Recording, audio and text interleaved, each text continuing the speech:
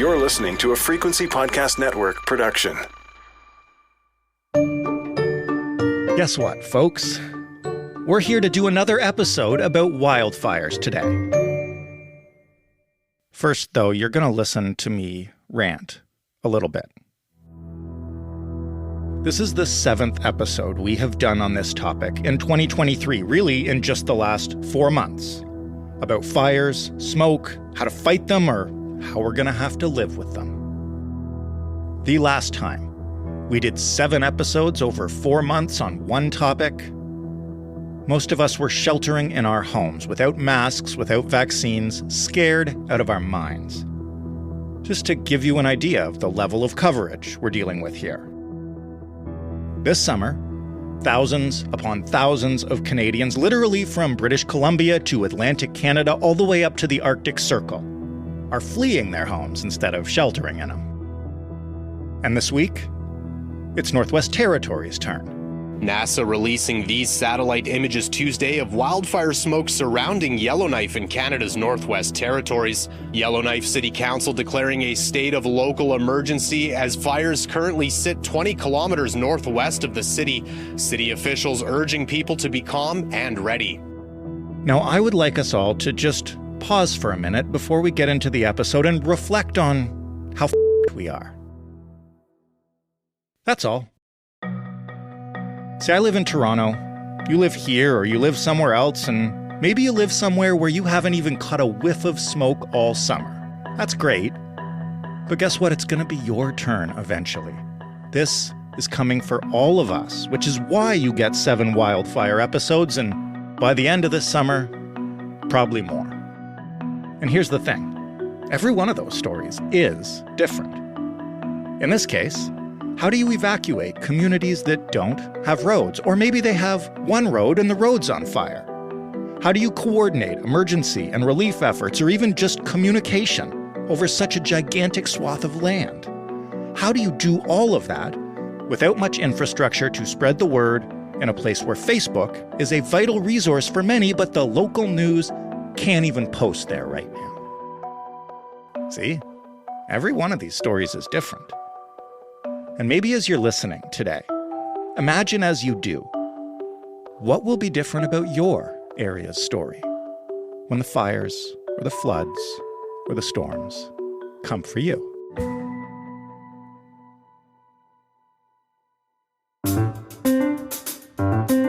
I'm Jordan Heath Rawlings. This is The Big Story. Emily Blake is a reporter and an assistant editor with Cabin Radio in Northwest Territories. Hi, Emily. Hi, how are you doing? I'm good. I'm going to start with this. Where are you right now? But more importantly, what's it like outside your window? Yeah, so I'm in Yellowknife, and downtown Yellowknife, I should say, and it's actually looking pretty clear outside. It was quite smoky this morning. But I mean, as I've seen this summer, things can change pretty quickly in terms of when the wind changes, how smoky it is. I understand there are, many evacuation notices, but also some right in Yellowknife. What are the plans right now? What's happening on the ground? Yeah, so here at the territorial level, I guess there's sort of 3 different levels. There's evacuation notice, evacuation alert, and then evacuation order. So there are currently 5 communities in the territory that are in evacuation order, which means people are told to get out as soon as they can. In Yellowknife, there is an evacuation alert for 3 areas on the west end of the city, which means that people don't currently have to evacuate, but basically they should be ready to leave at a moment's notice. And so those areas are the Engle Business District, the Cam Lake Industrial Area, and the Grace Lake neighborhood. Can you give us a sense of the scale right now? I think a lot of people, particularly those in southern Canada, don't understand how vast the territories are. How many fires are burning in the Northwest Territories? How much area has been impacted? The Territorial Wildfire Agency's website, it was last updated this morning at 10 a.m. So there are currently 236 active fires across the Northwest Territories. So far, there have been a total of 268 wildfires this year that have burned more than 2.1 million hectares. I understand there are very specific challenges to some of these areas. So maybe give us a sense of where they are and what communities are impacted. Yeah, so I guess the 5 communities that were evacuated, and they were evacuated over a 24-hour period over the weekend, were Fort Smith, Hay River, Catledacia First Nation, Enterprise, and Jean Marie River. And those evacuations were related to 2 different wildfires, and there's several other wildfires in the area as well. So there's one that the last update last night was that it was 4 kilometers from Fort Smith. In that case, all but the most essential first responders have been pulled out of the community. And then the other wildfire that was threatening the other communities, it actually burned right through Enterprise. It affected some areas between Enterprise and Hay River, and it's still affecting those communities. Tell me about Enterprise. I think some people, including myself, have seen some pretty disturbing photos from that area. Yeah, so it's a fairly small community. It's somewhat close to the Alberta border. And yeah, like you've said, we've seen some pretty, shocking photos that have come out of there.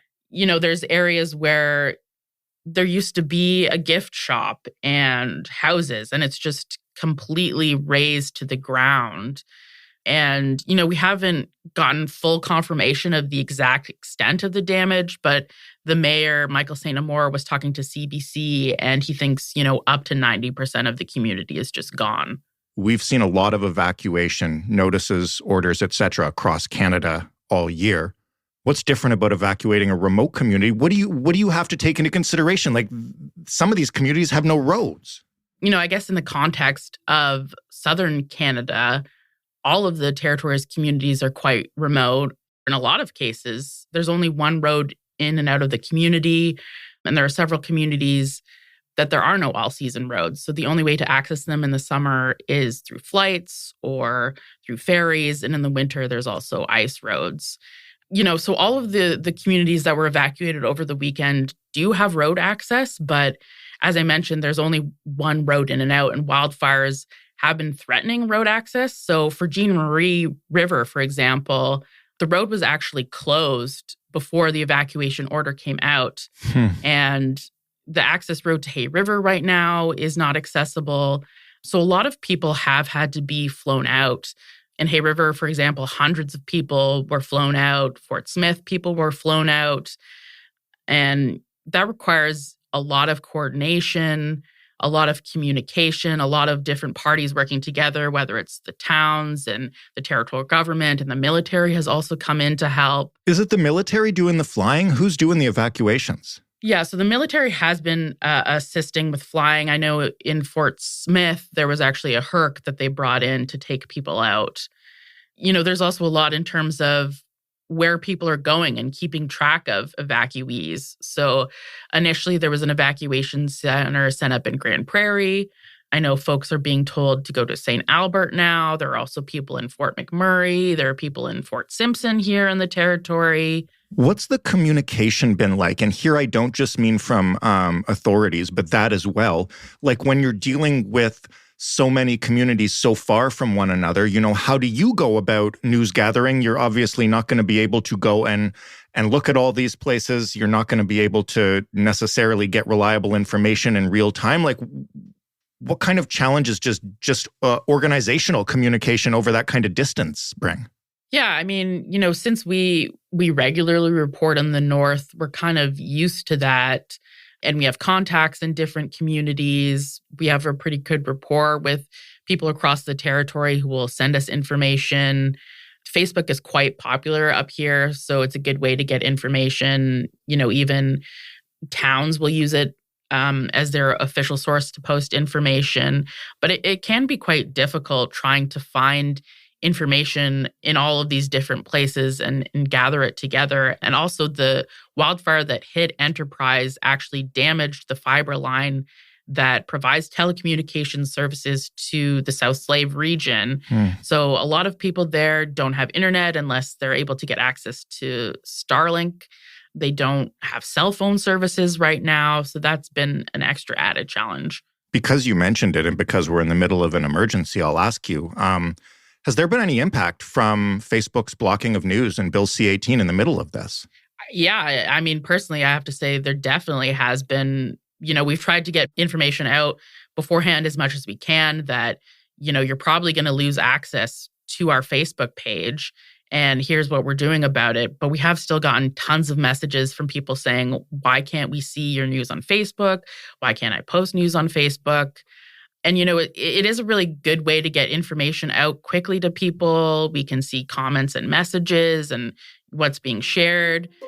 And I've seen a lot of misinformation and rumors and speculation circulating on social media and not being able to post, accurate, timely information from news sources is not helping that.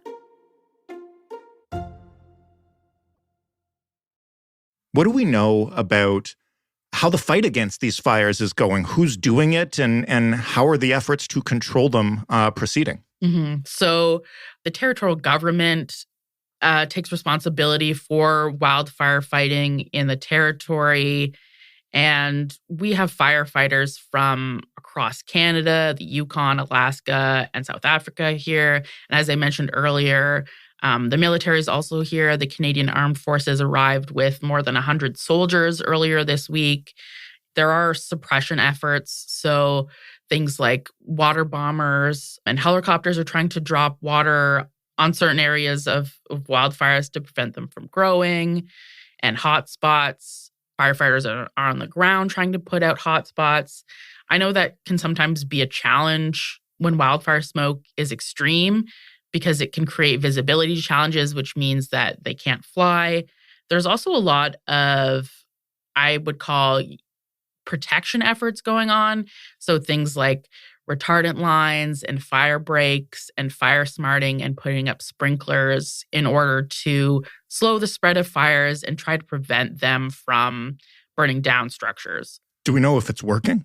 It's hard for me to say because I'm not a wildfire expert. Mm-hmm. We have seen it work in some cases, and the territorial government has said that in cases where wildfires have encroached on communities and cabins, there have been dozens of structures that have been saved. Okay. But we have seen an incredible amount of loss this year. And we've also seen, what experts are saying is pretty unusual wildfire behavior. So we had a pretty extreme wildfire season in the Northwest Territories in 2014 rather.